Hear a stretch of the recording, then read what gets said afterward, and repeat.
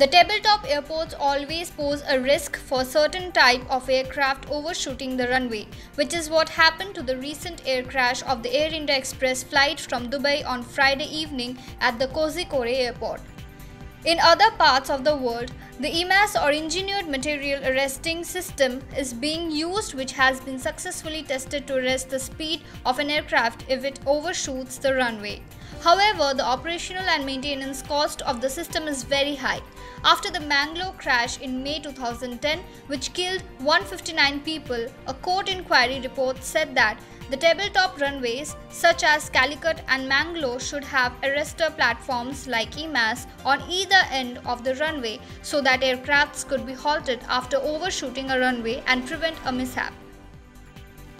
However, the airports cited high operational and maintenance costs not to be installed in India.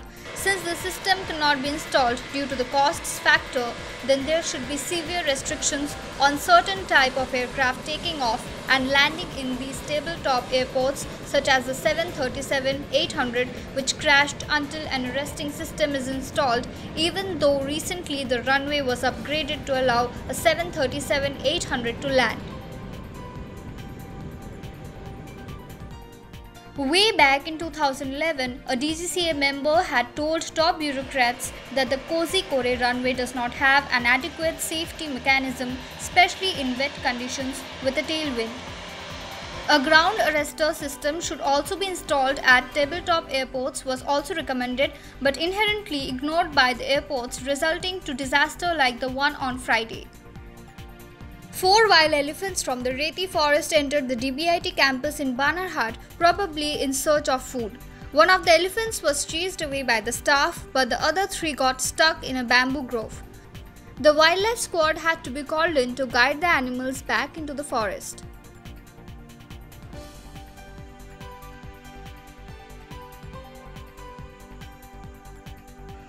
এটা হচ্ছে যে 4টে হাতি দলছুট হয়ে রেতির জঙ্গল থেকে বিনাগুড়ি ক্যান দিয়ে তেলিপাড়া বাগান দিয়ে এখন ডিবিআইটির যে সেক্রেটারি সাহেব আছেন তার বাংলোর ভেতরে ঢুকে যায়।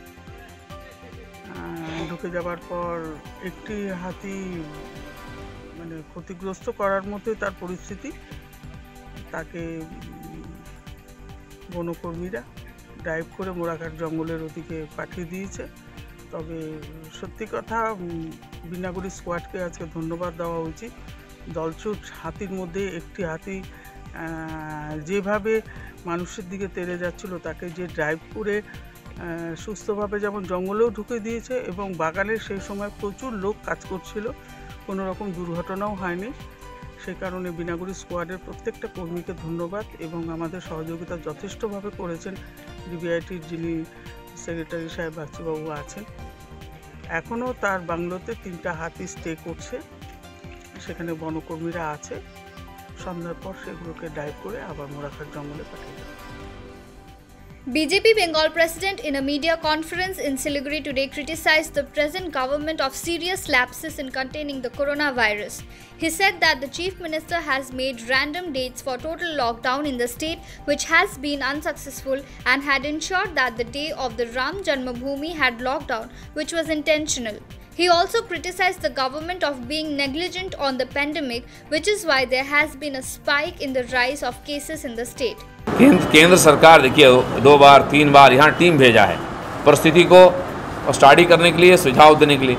यहाँ सरकार ना तो सहयोग किया है बल्कि उनका अपमान किया है, उनके साथ विरोध किया है। बाकी प्रदेश में भी किया है, लोगों ने उसका फ़ायदा उठाया, उसका लाभ मिला उनको। तो यहाँ केवल राजनीति किया जाता है। प्राइम मिनिस्टर 5 बार 6 बार सारे चीफ मिनिस्टर के साथ मीटिंग किया है। हमारे चीफ मिनिस्टर जाती नहीं है, वीडियो कॉन्फ्रेंस में रहती भी नहीं है, और रहती है केवल पैसा की डिमांड करती है, बाकी कोई बात नहीं है। तो नेचुरली यहाँ की जो सिचुएशन है वो ख़राब हो रही है। जहाँ लोगों ने प्रयोग किया उसका लाभ मिला है, उसका अनुभव यहाँ उपयोग में लाना चाहिए। इनकी इच्छा नहीं है, तो इसीलिए बंगाल के लोग बीच में से पीछे जा रहे हैं और सरकार राजनीति कर रही है। यहाँ चीफ मिनिस्टर खुद राजनीति कर रहे हैं, बयान बदलते रहते हैं, उनके वेबसाइट में बोलते हैं, प्रेस में बोलते हैं इतना बेड खाली है, और लोग देखिए हॉस्पिटल से हॉस्पिटल भटकते रहते हैं और रास्ते में मारे जाते हैं, बीमार होते हैं, जहर पी जाते हैं। ये जो हताशाजनक स्थिति है इससे उबरना चाहिए, और अभी भी केंद्र सरकार के सहयोग से जो स्पेशलिस्ट उनको ले करके यहाँ की सारी बात को पर्यालोचना करना चाहिए और नया ढंग से इसके खिलाफ लड़ाई लड़ना चाहिए।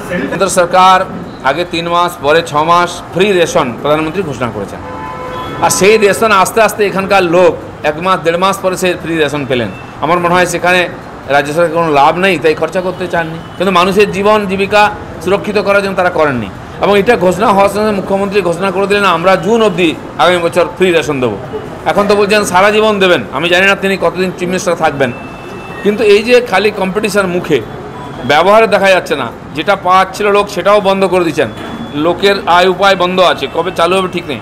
কমপক্ষে ডাল ভাতের ব্যবস্থা করা সরকারের দায়িত্ব, সেই জন্য কেন্দ্র সরকার বারবার এটা করছেন, টাকা দিচ্ছেন বাজার করার জন্য, ফ্রিতে চাল ডাল তেল নুন দিচ্ছেন, অন্যান্য সুবিধা গ্যাস দিচ্ছেন, কিন্তু এখানকার সরকার সেটাও ঠিকমতো পৌঁছে দিচ্ছে না। তাই সাধারণ মানুষের মধ্যে ক্ষোভ বিক্ষোভ, সেই ক্ষোভ বিক্ষোভকে বন্ধ করার জন্য লকডাউন করে রাখা হয়েছে। উত্তর বাংলায় কুচবিহার, উত্তর দিনাজপুরের মতো কিছু জেলা খুবই উপদ্রুত রাজনৈতিক হিংসার দ্বারা। এখানে এমএলএকে পর্যন্ত হত্যা করা হয়েছে। আজকে সুপ্রিম কোর্টে আমরা গেছি, হাইকোর্টে গেছি তার ন্যায় বিচারের জন্য, কারণ এই রাজ্য সরকার ন্যায় করবে না। এবং আমরা জানি সরকার পুলিশ সবাই বলছে আত্মহত্যা, তারপরেও অপরাধী সন্দেহে একজনকে অ্যারেস্ট করা হয়েছে। তো এর দুরকম নীতি কেন? যদি মনে হচ্ছে সন্দেহ আছে আপনি ব্যবস্থা করুন, আর যদি মনে করেন যে আত্মহত্যা তাহলে তো কিছু করার নেই। তো সেই জন্য মানুষের সন্দেহ এই সরকারের উপর সব কাজে আছে, তারপরেও 2 জন কর্মীকে মেরে এবং টাঙিয়ে দেওয়া হয়েছে। তো পুরো পশ্চিমবাংলার রাজনীতি হিংসা চলছে। টিএমসি এবং এই সরকার বিরোধীরা আটকাবার জন্য এটাকে অস্ত্র হিসেবে ব্যবহার করছে। রাজনৈতিক হিংসা এবং হত্যা নিরন্তর বেড়ে চলেছে, কারো কোনো সাজা হয় না, পুলিশ চুপচাপ দর্শক মাত্র। যেই পুলিশ অপরাধীদের কোমরে দড়ি বেঁধে তাদেরকে জেলে ঢোকানো দরকার, তারা সেটা না করে তাদের সঙ্গে চা খাচ্ছে আর বিজেপির লোকেদের আটকাচ্ছে। The North Bengal Development Minister visited the family of the youth who was shot down by the BSF yesterday. He pledged full support to the family on behalf of the Bengal government. আমরা সঠিক বিচারটা চাই, আমার ভাইয়ের জন্য আমরা সঠিক বিচারটা পাই। আমার ভাই তো কোনো অপরাধ করে নাই না। আপনি না আপনার দাদা না এই যে যেটা আচ্ছা ডায়েরি করছে, মামলা হবে। এটা মামলা একটা প্রসিডিওর আছে, সেই প্রসিডিওরই মামলা হবে। গ্রামের কোনো বউ বেটি বেরবার পায় না, রাত্রি পুলিশের জ্বালায় বর্ডার হয়েছে কোন এলাকা আর এইখানে আসিয়ে গ্রামও ঘুরিয়ে পায় না বউ বেটি পুলিশের জ্বালায় কোনো পুলিশ কেন বলে শাসন না করেন কি গ্রাম কি বেড়াইনি না বেড়াইনি তার জন্য সঠিক বিচারটা এমন কি যাও দিছেন তোমরা গ্রামের মধ্যে বউ বেটি বেরবার পায় না। আমার ভাই তো তাঁত বনে, তাঁতের কাজ আছে বাড়িতে, ঘরে তো তাঁত আছে দেখলে। আর কালকে তো মা বাবা কত কি জানালো, সাংবাদিক তো একটাই তোলে না, ভাঙা গাড়ি একটা দেখায়। সেটা হইছে আলাদা গাড়ি ভাঙলো ওটা দেখা না, তো ওইজন্য জওয়ান এসে বলরামপুর বাজারের আশেপাশে বাড়িঘর তছনছ করেছে, লুটপাট করেছে, মারধর করেছে। 100 বছরের একটা মানুষকে লাথি মেরে বিছানার থেকে ফেলেও দিয়েছে। এই যে অমানবিক ঘটনা আমরা বিএসএফের কাছে কখনো আশা করি না। আমরা বিএসএফের জওয়ানদের সম্মান করি, শ্রদ্ধা করি, তারা বর্ডার পাহারা দেয়, কিন্তু তাদের কাছে আমরা সেবামূলক মনোভাব আশা করি। মানুষের পাশে থাকবে, মানুষের কাছে থাকবে, মানুষের সুখ দুঃখের সাথী হবে, এটা আমরা আশা করি।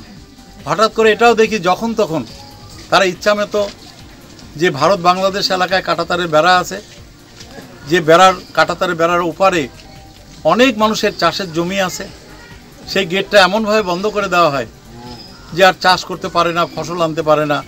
কিছু বাড়িঘরও আছে, তাদের বাচ্চা কাচ্চারা এই পাশে স্কুলে পড়ে, ওখানে স্কুল নেই, সেই বাচ্চারা স্কুল করে সময় মতো বাড়ি ফিরতে পারে না, কাঁটাতারের বেড়ার পাশে বসে থাকে, কতক্ষণে তারা গেট খুলবে। এত অমানবিক ঘটনা এই এলাকায়, বর্ডার এলাকায় হয়, কি আর বলবো, বলার কোনো ভাষা নেই, নিন্দা জানানোর কোনো ভাষা নেই।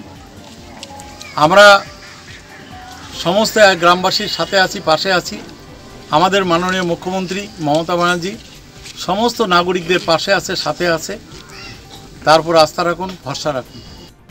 Worldwide, the total cases are now 2,02,81,756 with 1,32,06,176 recoveries and 7,39,785 deaths.